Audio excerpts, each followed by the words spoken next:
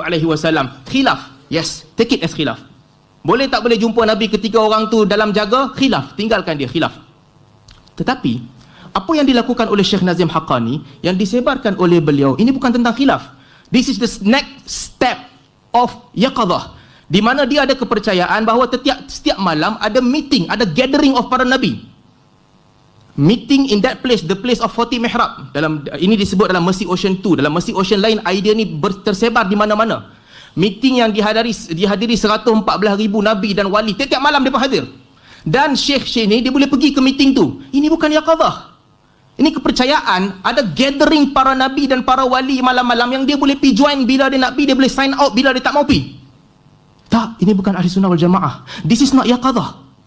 Kalau tuan-tuan rasa pelik apabila Ustaz Muhaizat sebut terak, selak, tirai berbicara dengan Nabi SAW, ini 10 kali lagi teruk. There is a gathering, you can go, you can ask mana-mana Nabi you nak tanya soalan dan dia jawab, dia boleh bagi tahu kat orang jawapan. Tak, ini bukan ahli sunnah wal jamaah. Yaqadah ya. Apa yaqadah? Seseorang yang dalam kerinduan kepada Nabi, dalam kecintaan kepada Nabi SAW, lalu dia melihat Nabi. Okey, khilaf. Betul dia lihat tu Nabi ataupun bukan Nabi, ada khilaf. Tapi kalau ada gathering yang tiap-tiap malam, yang dia boleh pilih bila dia nak pi, assembly ini adalah satu perkara khurafat. Tak ada gathering yang semacam ini, melainkan dalam pemikiran mereka sahaja. Assalamualaikum warahmatullahi wabarakatuh. Sobat-sobat semua, saya Refli Harun. Dalam kesempatan ini saya ingin memperkenalkan YouTube Zulkarnain Al-Maduri. Ya, jadi Zulkarnain Al-Maduri Channel. Banyak kajian tentang sunnah. Mudah-mudahan sobat-sobat semua berkenan untuk mampir ke channel ini, ya, untuk kebaikan kita bersama. Wassalamualaikum warahmatullahi wabarakatuh. Assalamualaikum warahmatullahi wabarakatuh.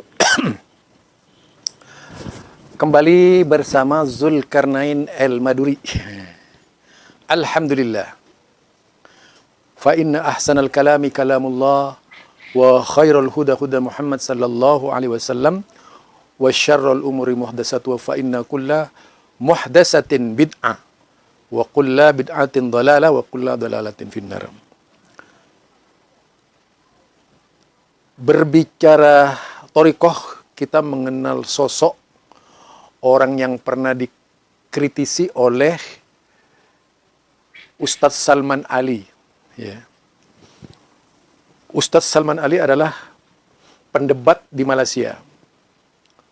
Tentunya bukan hanya sekedar pendebat. Kalau saya mengenal sosok Ustadz Salman Ali ini, ada di Madura seorang ulama besar dahulu kala.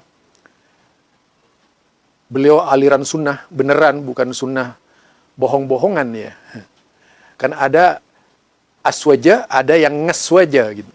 Kalau aswaja itu ahlus sunnah wal jamaah. Kalau ngaswaja itu orang yang ngaku-ngaku ahlus sunnah wal jamaah. Itu bedanya. Kenapa? Istilah sunnah itu ikut Nabi.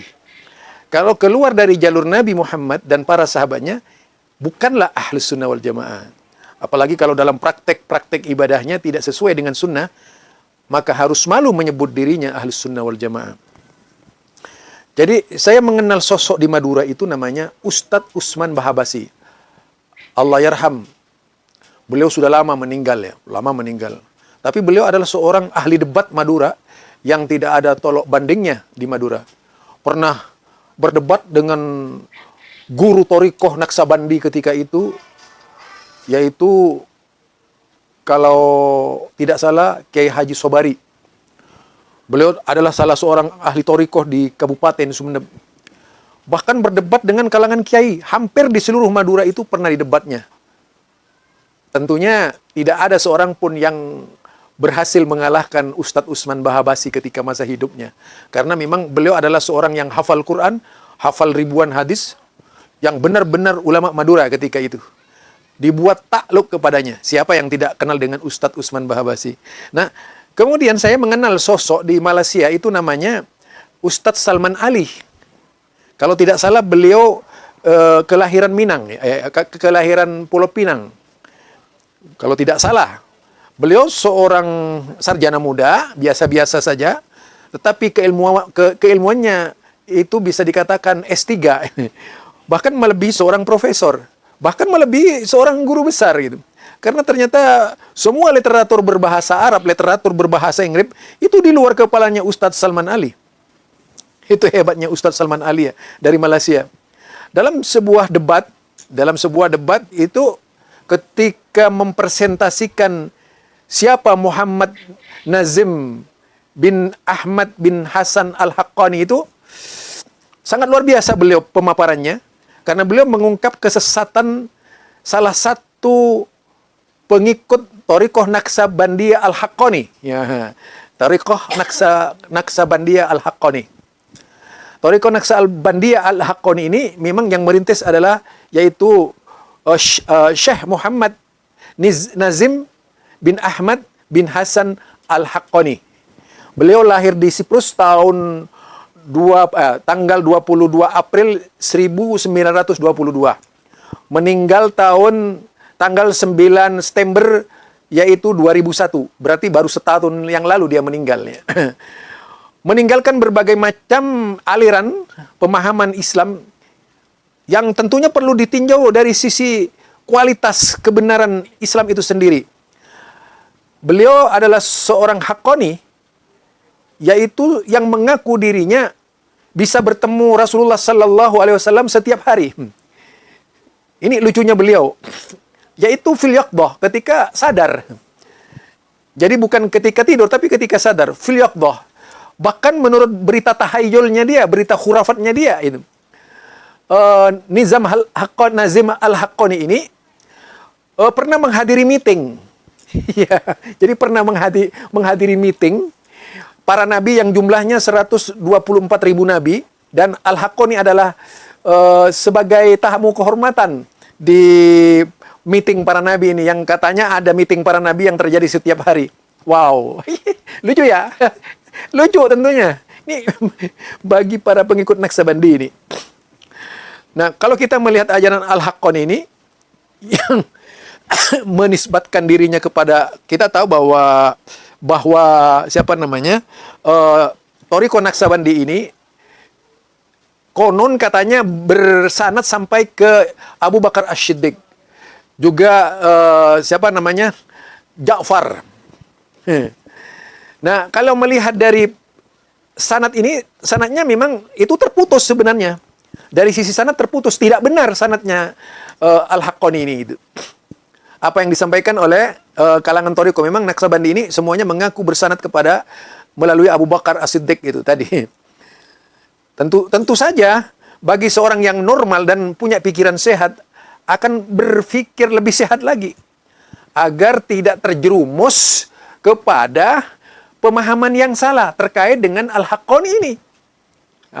Itu dia. Karena kalau tidak, kita akan terseret kepada keyakinan yang salah.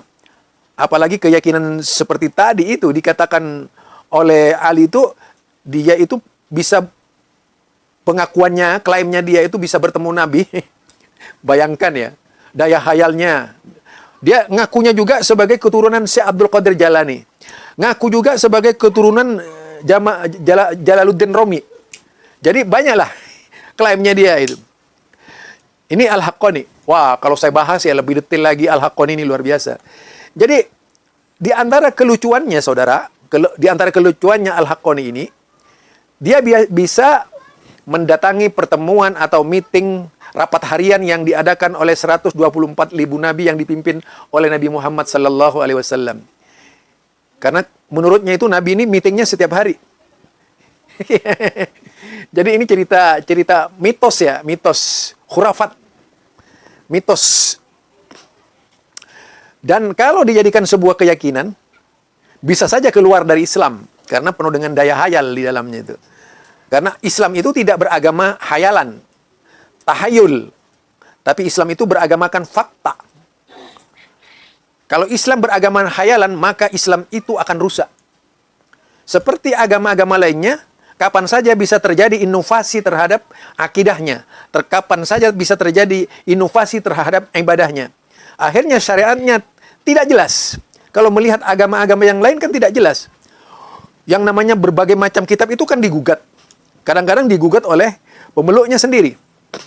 Nah, kalau kita melihat dari sejarah Al-Haqqani ini, itu sama saja dengan bumbu-bumbu untuk menarik perhatian orang. Yang konon jemaahnya itu seluruh dunia, termasuk di Malaysia dan di Indonesia.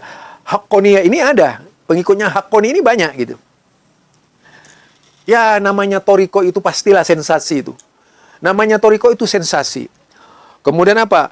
Ada syariat, Toriko, Hakikoh. Kemudian yang terakhir adalah ma'rifat.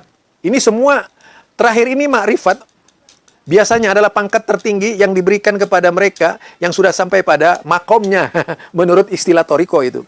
Nah, kalau sampai pada tingkat ini artinya sudah sangat mengenal Allah gitu. Akhirnya akan seperti Syekh Siti Jenar atau seperti Ibnul Arabi atau seperti Al-Hallaj dan sebagainya. Nah, dalam hal ini apa yang harus dilakukan oleh seorang muslim? Kita hanya meyakini kebenaran yang datang dari Rasulnya.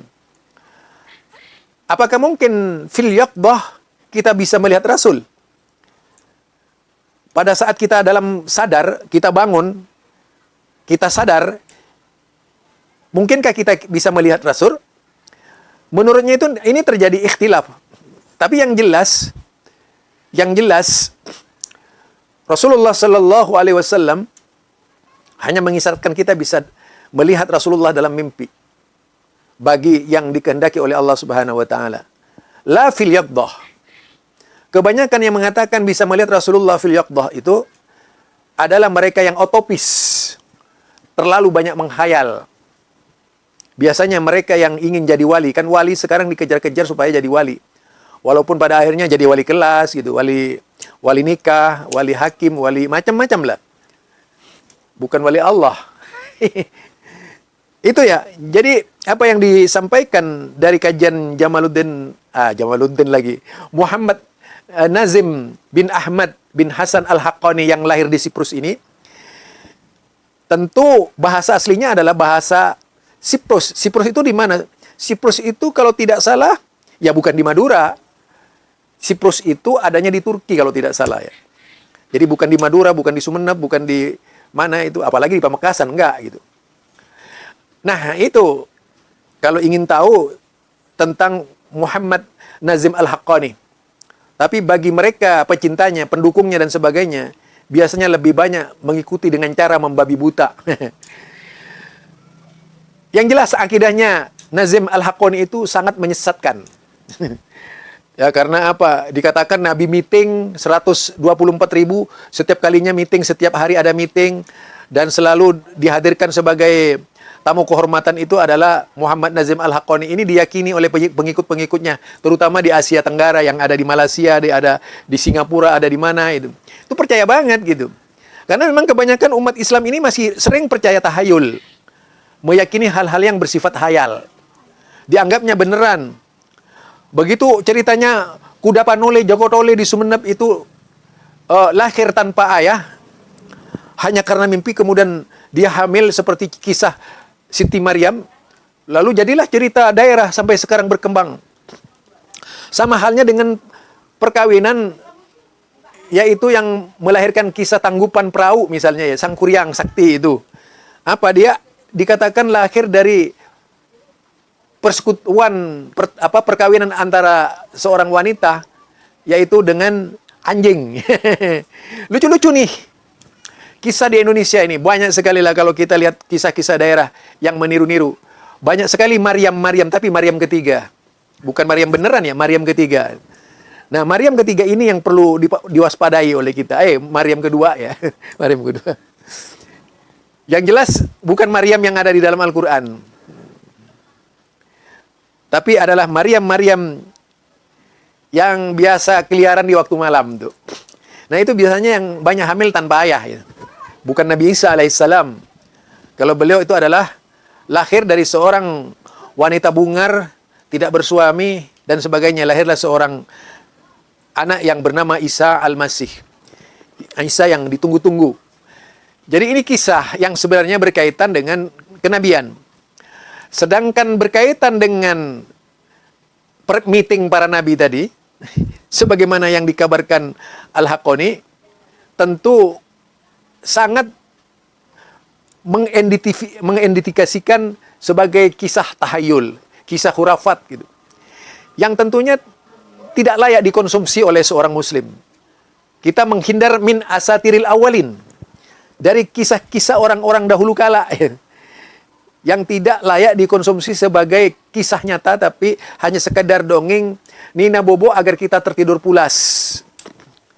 Biasa dinyanyikan oleh ibu-ibu dan sebagainya itu ketika menidurkan anaknya, dan tidak harus menjadi dan tidak perlu menjadi landasan di dalam beragama, karena agama itu bukan mimpi. Jadi agama ini kenyataan. Kan sekarang ini masih banyak beragama, tapi beragama angan-angan. Jadi sebatas angan-angan, tidak belajar beragama dengan fakta. Ajarannya angan-angan, ya lebih suka dengan yang angan-angan itu. Angan-angan ini artinya hanya produk akal semata itu. Hasil feeling. Kadang-kadang Islam dibuat seperti nomor togel saja oleh mereka gitu, seolah-olah seperti itu gitu. Padahal yang demikian adalah sebuah kesalahan besar yang tidak seharusnya dilakukan oleh seorang muslim. Barangkali ini ad-dinun nasiha. Jadi ad-din itu nasihat. Man ya Rasulullah? Lillahi war rasuli walil mu'minin. Jadi agama itu nasihat bagi Allah, bagi nabinya, bagi seluruh kaum mukminin. Nah, kembalilah kepada agama yang memang datang dari agama. Tidak seperti agama yang inovatif, terus-menerus dibuat bid'ah oleh pengikut-pengikutnya. Jangan sampai Islam dibuat seperti itu. Tidak ada barang berharga senilai emas yang harganya tinggi 24 karat. Karena itu emas tulen, emas asli. Kalau emas sudah campuran, itu bisa menjadi 16 karat, 12 karat, 20 karat, 22 karat, dan sebagainya. Akhirnya nilai emasnya turun. Demikian juga ajaran Islam. Kalau sudah ditambah-tambah, maka kualitas karatnya agama kita yang murni itu akan hilang dari Islam. Tidak lagi mencerminkan bahwa itu adalah ajaran Islam. Subhanakallahumma wa bihamdika asyhadu an la ilaha illa anta astaghfiruka wa atubu ilaik. Assalamualaikum warahmatullahi wabarakatuh.